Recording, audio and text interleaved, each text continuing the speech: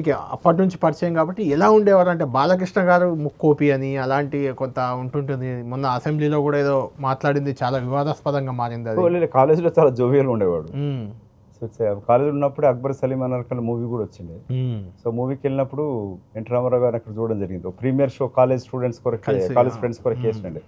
అతను English literature చదువుతా ఉండే. ఉమ్, సో అతను మూవీ చూసి వచ్చినాక వన్ ఆఫ్ క్లాస్మేట్ అండి అవాజ్ యాక్టింగ్ అంటే చెత్త అని చెప్పింది. ఉమ్. యువర్ యాక్టింగ్ వర్స్ట్ అని డైరెక్ట్ చెప్పింది. అన్నారా?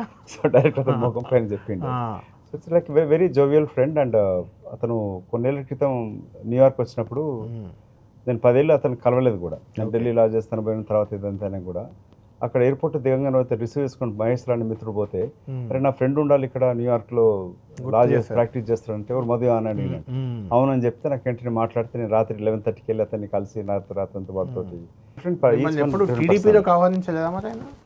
లేదు ఎప్పుడు పార్టీ రాజకీయాల వాళ్ళకి తెలుసు కదా మధు నేను మారానని చెప్పి తెలుసు. అంతే.